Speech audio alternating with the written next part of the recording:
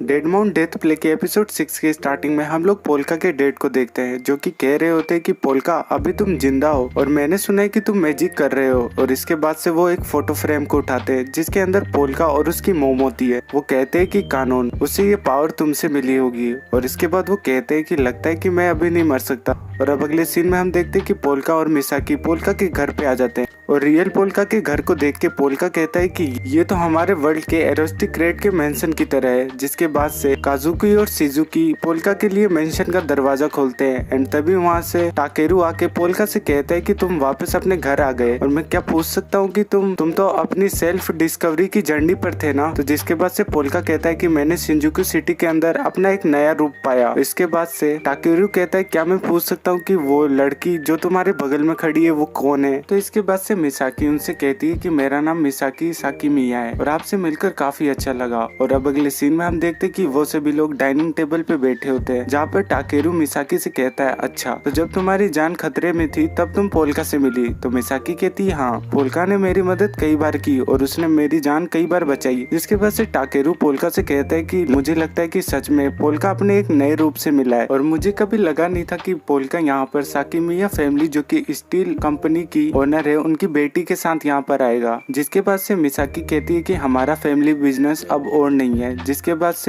टाकेरू कहता है कि मैं तुम्हारे पेरेंट्स को जानता था, जब मैं यंग था तो उनने मेरी काफी ज्यादा मदद की थी और मुझे उनके बारे में सुनकर काफी बुरा लगा। और अब अगले सीन में हम देखते हैं जहाँ पर ताकुमी पोल्का को शिनोयामा फैमिली के बारे में बता रहा होता है। वो कहता है कि शिनोयामा फैमिली में सबसे बड़े बेटे का नाम गाकू शिनोयामा है जिसकी उम्र 48 ईयर्स है, जो कि तुम्हारा बड़ा भाई है और उसके 30 साल बाद तुम पैदा हुए थे। और ये तुम्हारा भतीजा है जिसका नाम है टाकेरू शिनोयामा, जो कि शिनोयामा ग्रुप के सिक्योरिटी डिवीजन का हेड है।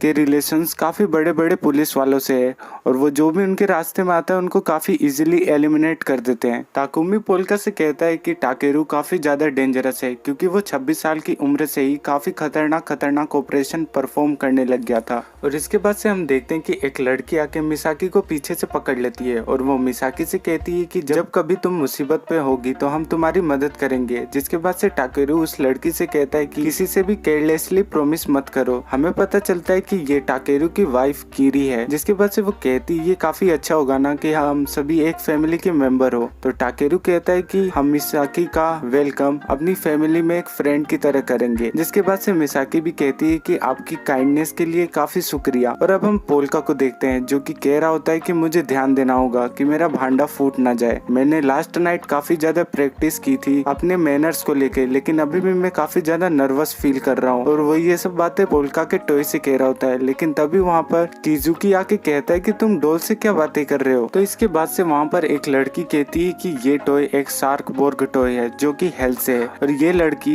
जिसका नाम सायो शिनोयामा होता है पोल्का की भतीजी होती है। इसके बाद से वो शार्क से रिलेटेड कुछ अजीब सी बातें करने लग जाती है जो कि पोल्का के सर के ऊपर से जाती है। पोल्का काजुकी से पूछता है कि सब लोग कहाँ हैं। तो काजुकी कहता है कि सबके सब लोग काम पे गए हैं और कीरी और सायो ये दोनों घर पर है क्योंकि ये दोनों अनएम्प्लॉयड है और टाकेरू ने आज की छुट्टी ले रखी है। जिसके बाद से सायो कहती है कि मुझे अनएम्प्लॉयड मत कहो, मैं बेडरूम की सिक्योरिटी गार्ड ऑफिसर हूँ। इसके बाद से वहाँ पर एक और पर्सन होता है जिसे देखकर पोल्का कहता है कि ये कौन है। तो रियल पोल्का कहता है कि शायद से ये रिलेटिव है लेकिन मुझे इसका नाम नहीं पता। और इसके बाद से वो पर्सन कहता है कि पोल्का तुम्हें सेफ देखकर काफी अच्छा लगा, मैं तुम्हारे डैड की भतीजी का हस्बैंड हूँ। और अब हम देखते हैं वहाँ पर पोल्का के डैड आ जाते हैं। पोल्का के डैड काजुकी से कहते हैं कि क्या तुम अपने ग्रैंडपा को रुलाओगी। जिसके बाद से कीरी कहती है कि आप यहाँ पर आ रहे हैं, क्या ये सही रहेगा। जिसके बाद से पोल्का के डैड कहते हैं कि हाँ, आज का दिन मेरे लिए काफी अच्छा है। और वो सायो से कहते हैं कि तुमने जो मुझे मूवी बताई थी लॉस्ट वेकेशन वो काफी ज्यादा अच्छी लगी मुझे। जिसके बाद से सायो कहती है तो इसके बाद से आप 47 मीटर्स अंडर द सी या फिर पैनिक मार्केट देखना। जिसके बाद से टाकेरू कहता है कि मुझे लगता है कि ये सारी की सारी मूवीज शार्क से रिलेटेड है। और अब वो रिलेटिव पोल्का के डैड से आके कहता है कि मुझे आपसे फार्मास्यूटिकल डिवीजन से रिलेटेड कुछ बात करनी है। जिसके बाद से पोल्का के डैड कहते हैं कि मैं सेमी रिटायर्ड हो गया हूँ, अगर तुम्हें बिजनेस से रिलेटेड बात करनी है तो तुम गाको से कर सकते हो। जिसके बाद से वो पर्सन कहता है कि मुझे पता है, लेकिन तो पोल्का के डैड कहते हैं तुमने सुना नहीं क्या मैंने जो कहा, तुम चाहते हो कि मैं अपनी बात को रिपीट करूँ। तो वो पर्सन डरने लग जाता है और वो पोल्का के डैड से माफी मांग के वहाँ से चला जाता है। जिसके बाद से पोल्का के डैड सभी से कहते हैं कि अगर वो पर्सन कहता है कि ये काफी ज्यादा अर्जेंट काम है तो मैं उसकी बात सुन भी लेता। और अब पोल्का के डैड पोल्का से कहते हैं कि पोल्का क्या तुम कुछ कहना चाहते हो। तो पोल्का कहता है कि हाँ। जिसके बाद से पोल्का अपने डैड के पास आके कहता है कि मुझे माफ कर देना कि मैं घर से भाग गया था। तो पोल्का के डैड कहते हैं कि माफी मत मांगो क्योंकि अब तुम वापस आ गए हो और मैंने उस लड़की के बारे में भी सारी चीजें सुन रखी है। जिसके बाद से वो मिसाकी की तरफ देख के कहते हैं कि मैं और पोल्का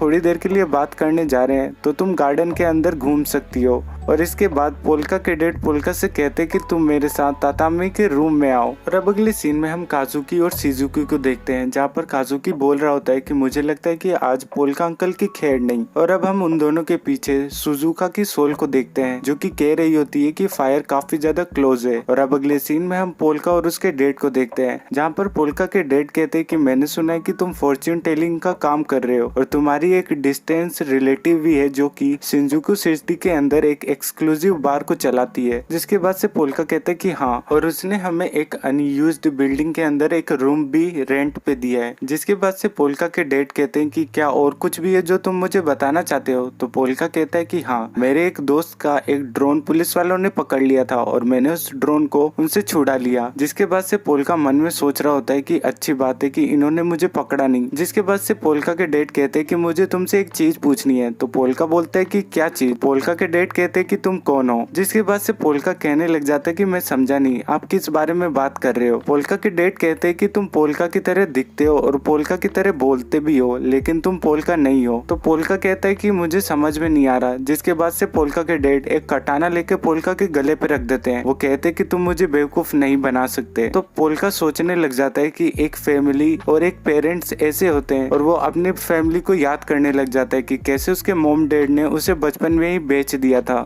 जिसके बाद से पोल्का के डैड कहते हैं कि मैं पोल्का का फादर हूँ और मैं उसे सेंस नहीं कर पा रहा, तो मुझे बताओ पोल्का कहाँ पर है, क्या पोल्का जिंदा भी है। जिसके बाद से पोल्का को वहाँ पर कुछ सेंस होता है और पोल्का कहता है कि काजुकी और शिजुकी की जान खतरे में है और मैंने किसी से प्रॉमिस किया है उन्हें प्रोटेक्ट करने का। मैं आपको ये सारी चीजें बाद में आके एक्सप्लेन कर दूंगा। जिसके बाद से पोल्का के डैड भी मान जाते हैं और वो कहते हैं कि मुझे नहीं पता कि तुम किस बारे में बात कर रहे हो, लेकिन अभी के लिए मैं तुम्हें जाने देता हूँ। और इसके बाद से पोल्का वहाँ से काफी तेजी से निकल जाता है। ये देख के पोल्का के डैड कहते हैं कि नॉर्मल पर्सन इस तरीके से मूव नहीं कर सकता। तभी हमें एक अननोन पर्सन की वॉइस सुनाई देती है जो कि कहती है कि आपको उसे मार देना चाहिए था मास्टर। जिसके बाद से पोल्का के डैड कहते हैं कि मैं इतना हार्टलेस भी नहीं हूँ कि मैं एक ऐसे पर्सन को मार दूं जिसका फेस मेरे बेटे की तरह है। एंड तभी हम देखते हैं वहाँ पर एक एक्सप्लोजन होता है। और अब अगले सीन में हम शिजुकी और काजुकी को देखते हैं जो कि रो रहे होते हैं। तभी वहाँ पर सुजुका आती है और वो पूछती है कि क्या हुआ। तो शिजुकी बताता है कि हम लोग फॉरेस्ट को एक्सप्लोर कर रहे थे, तभी वहाँ पर काजुकी का पर्स गुम हो गया। जिसके बाद से सुजुका कहती है कि टेंशन मत लो, मैं उसे ढूंढ के ला दूंगी। और अब अगले सीन में हम देखते हैं कि सुजुका को काजुकी का पर्स मिल जाता है। जिसके बाद से वो देखती है कि वहाँ पर कुछ लोग बातें कर रहे होते हैं, जहाँ पर एक पर्सन कह रहा होता है कि मैंने उनकी सिक्योरिटी को चकमा दे दिया और प्रिपरेशन करने में अभी 2 साल लगेंगे। तो वो दूसरा पर्सन कहता है कि इतना लंबे समय क्यों। तो वो पर्सन कहता है कि तुम्हें क्या लगता है कि किसी को मार देना और उसे एक्सीडेंट दिखाना इतना आसान होगा। तभी वो लोग वहाँ पर सुजुका की प्रेजेंस को नोटिस कर लेते हैं और वो कहते हैं कि यहाँ पर कोई बंदा है। और इसके बाद से सुजुका वहाँ से भागने लग जाती है। वो कहती है कि मुझे टाकेरू और रोजन को इस बारे में बताना होगा, लेकिन तभी वो पर्सन आके सुजुका को जला देता है। और ये एक फायर ब्रीदिंग बग होता है जो कि किसी के भी फेस को चुरा सकते हैं और उसे अपना फेस बना सकते हैं। जिसके बाद से हम देखते हैं कि फॉरेस्ट में काफी ज्यादा आग लग जाती है और वहाँ पर शिजुकी और काजुकी भी होते हैं। और इसके बाद से सुजुका उन्हें भागने के लिए कहती है, लेकिन वो लोग उसकी बातें सुन नहीं पा रहे होते क्योंकि वो एक गोस्ट बन गई रहती है। और अब प्रेजेंट टाइम में हम देखते हैं कि एक पर्सन आके शिजुकी और काजुकी से कहता है कि मेंशन के अंदर आग लगी है और मैं आपको यहाँ से सही सलामत निकालने के लिए आया हूँ। तो सुजुका का गोस्ट कहता है कि नहीं, और वो पर्सन उन दोनों के लेके वहाँ से चला जाता है। तो ये वाला एपिसोड 6 का पार्ट 1 है। पार्ट 2 भी जल्दी से आ जाएगा, उसके लिए चैनल को सब्सक्राइब कर दो और मैं जल्दी से जल्दी पार्ट 2 भी अपलोड कर दूंगा।